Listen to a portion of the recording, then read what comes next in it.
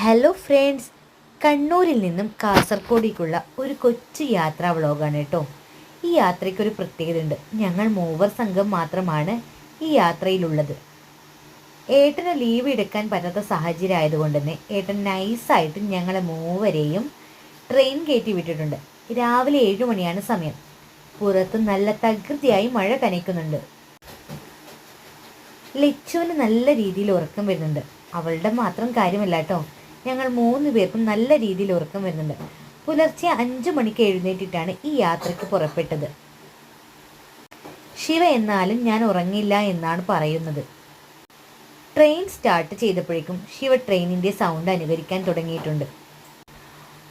ലച്ചു എൻ്റെ മടിയിൽ കിടന്നുറക്കാൻ തുടങ്ങി. നല്ല മഴയത്ത് ഇങ്ങനെയൊരു ട്രെയിൻ യാത്ര ചെയ്യാൻ പ്രത്യേക രസമാണ്. പുറത്തൊരുപാട് കാഴ്ചകൾ കാണാനുണ്ട്. കുറേ നെൽപ്പാടങ്ങളും പശുക്കളും വെള്ളം നിറഞ്ഞു കിടക്കുന്ന വയലുകളും തോടുകളും മാത്രമല്ല ഒരുപാട് പലതരത്തിലുള്ള വീടുകളും നമുക്ക് കാണാൻ സാധിക്കും. ഇപ്പോൾ ഏകദേശം നമ്മൾ കാസർഗോഡ് ബേക്കൽ ബീച്ചിലെത്തിയിട്ടുണ്ട്. നല്ല ഭംഗിയാണ് കാണാൻ.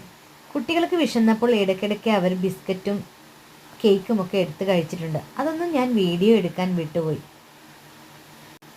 കാസർഗോഡ് എത്താനായപ്പോഴേക്കും 2 പേരും നല്ല ആവേശത്തിലായി. ഇനി ഒരു ഗുഹയുടെ ഉള്ളിലേക്കാണ്. മൊത്തം ഇരുട്ട്. നിങ്ങൾക്ക് ഈ വീഡിയോ ഇഷ്ടമായാൽ സബ്സ്ക്രൈബ് ചെയ്യണേ.